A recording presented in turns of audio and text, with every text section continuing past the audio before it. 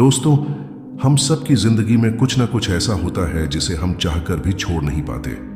कभी इंसान, कभी रिश्ते, कभी कोई बात, कभी कोई गलती, कभी कोई पछतावा, कभी धोखा, कभी उम्मीद और कभी दर्द। कई बार ये बोझ इतना भारी हो जाता है कि हमारी हंसी कम हो जाती है और थकान बढ़ जाती है। हम दूसरों को मुस्कुराते नजर आते हैं, पर अंदर ही अंदर टूट रहे होते हैं। और सबसे बड़ी बात, हम सोचते हैं कि शायद परेशानी खुद ही खत्म हो जाएगी, लेकिन सच ये है कि कई बार परेशानी खत्म नहीं होती, बल्कि हम ही उसे पकड़े रहते हैं। आज का यह पूरा वीडियो इसी बारे में है। छोड़ दो, मतलब दर्द, बोझ, परेशानियां, गलतियां, नाराजगी, हर वो चीज जो आपके दिल पर वजन बनी हुई है, उसे छोड़ दो। दोस्तों, जिंदगी में सिर्फ रिश्ते ही नहीं, बल्कि हमारे खुद के भीतर की लड़ाइयां भी हमें कचोटती रहती हैं। हम दुनिया से जितना नहीं थकते, उतना अपने ही दिमाग से थक जाते हैं।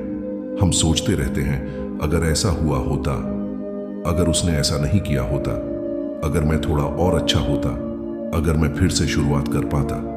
ये अगर और काश ही हमारी आधी ऊर्जा खा जाते हैं। और परेशान होने की आदत तो आदमी को सबसे बड़ा कैदी बना देती है। सच में परेशान होने से कभी कोई समस्या हल नहीं होती, बल्कि जो थोड़ी बहुत ताकत बची होती है वो भी खत्म हो जाती है। इसीलिए बुद्ध कहते हैं, दर्द अनिवार्य है, लेकिन कष्ट वैकल्पिक है। यानी दर्द तो आएगा, पर उसे पकड़े रखना या छोड़ देना आपके हाथ में है। अब दोस्तों, मैं आपको एक कहानी सुनाता हूं जो बुद्ध ने अपने शिष्यों को सुनाई थी। ये कहानी आपको समझाएगी कि हम कैसे अपनी परेशानियों को पकड़कर रखते हैं और क्यों छोड़ना जरूरी है। एक बार बुद्ध अपने शिष्यों के साथ यात्रा कर रहे थे।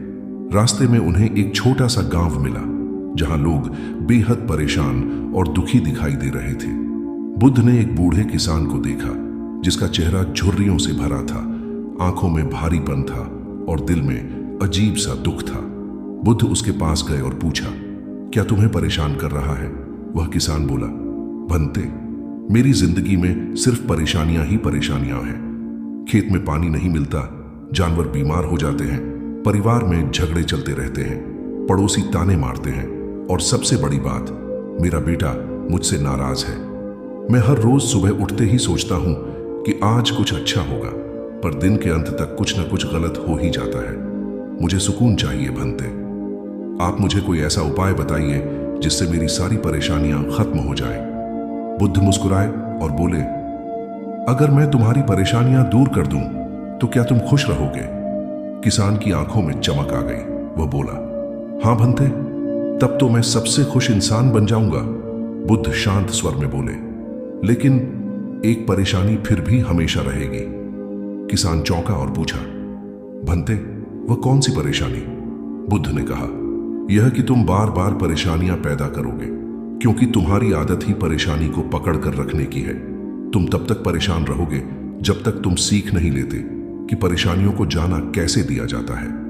यह सुनकर किसान कुछ देर तक मौन रहा, फिर बोला, मतलब परेशानियां हमेशा रहेंगी?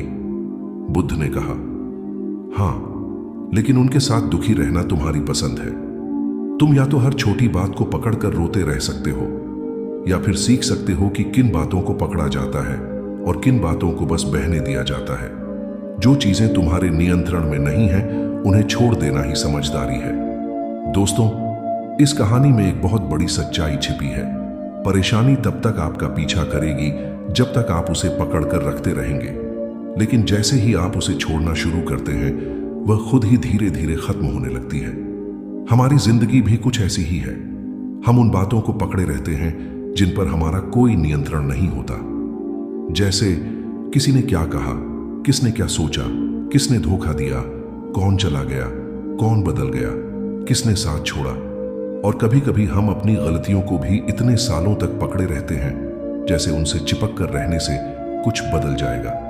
पर सच ये है कि बार बार उसी गलती को याद करना, उसी दुख को दोहराना, उसी व्यक्ति को दिमाग में घुमाना, ये सब सिर्फ हमें ही घायल करता है। जैसे किसान अपनी परेशानियां नहीं छोड़ रहा था, वैसे ही हम भी अपने दर्द को पकड़े रहते हैं। बुद्ध ने एक बार कहा था, अगर तुम अपने हाथ में अंगार पकड़े रहोगे तो जलोगे तुम ही, अंगार नहीं।